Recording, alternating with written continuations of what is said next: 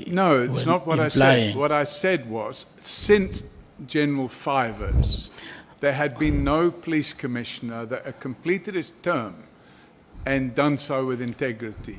Okay, that's not my issue. But my issue is what he said about you. Well, I don't know what he said or what somebody canvassed him to say about me. Well, many people actually know what he said because they were listening. Thank you so much, Pangazita. Oh, thank you. The last speaker is going to be Honorable Sauls. Can we take 1 minute and play that? You said it's 1 minute or 1 second. Can we have it playing? Were being done virtually, and that's it. So those crooks in Parliament that wanted me to get there in person, in Irish we say "pop my horn," and I'm not going to translate that, but I'm not going there. Was that it? Am I to respond to that, Chairman? Okay. There is something that was said Sorry, in a must I- language, through you, Chair. There is something that was said which was not clear in what language it was. Can it be Irish. unpacked for us? It's Irish. Yeah. Irlanda. Can he actually interpret that for us? Pugmahon, it's a bit like, you have to use an analogy because it's not a direct translation, but the Honourable Malema would be able to understand this analogy. It's like saying kill the Boer. Now, does that mean that everybody must go out and shoot? Or what does it mean? And we've seen what the defense was to kill the Boer, that it's a song and that it goes on, however wrong it may be.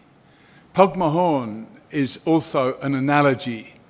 It means, literally translated, it means kiss my backside.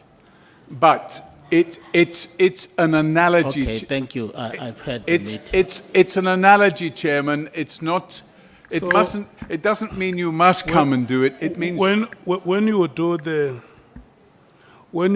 interview on that video, yeah. when you make those statements, they show me there. So did you mean to say I must do what you say? Absolutely not. Unless you've cleaned your teeth first.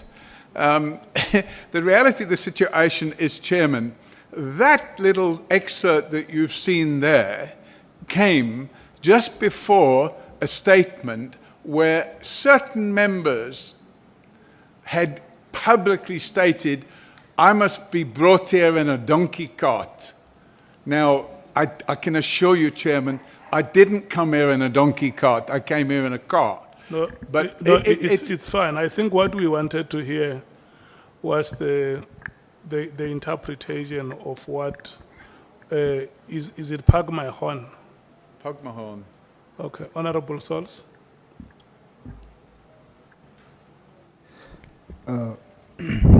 Mr. Sullivan, Yes. I want to state for the record that I still believe everything you've done in this country is heroic.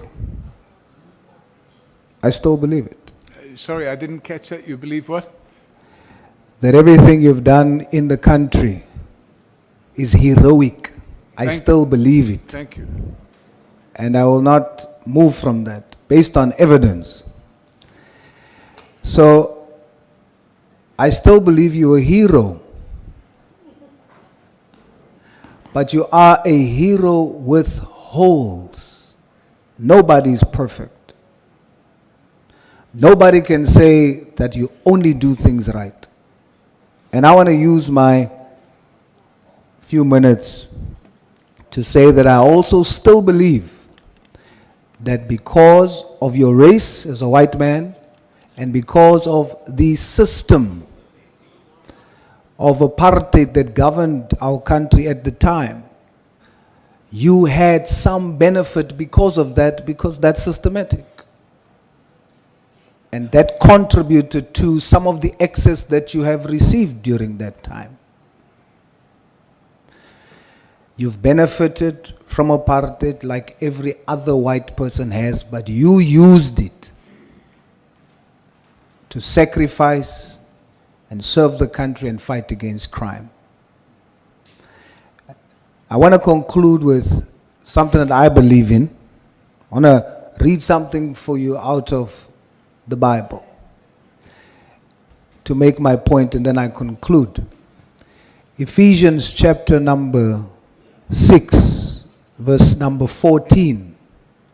It says, put on the full armor of God. But then it comes in verse 14 and says, put on the breastplate of righteousness. The NIV says, in place.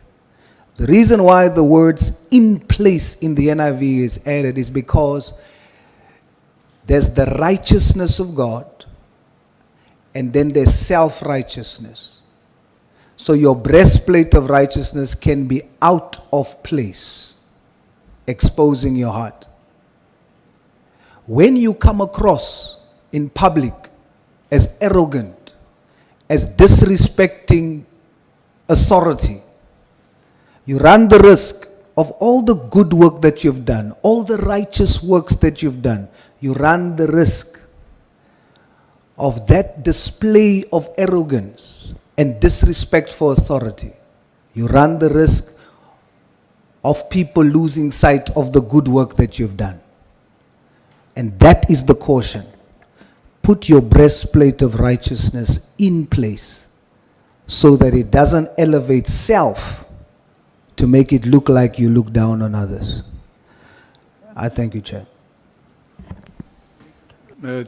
So much. Do you have any comment you want to make? Chairman, nobody's, as the member mentioned, nobody's perfect in life.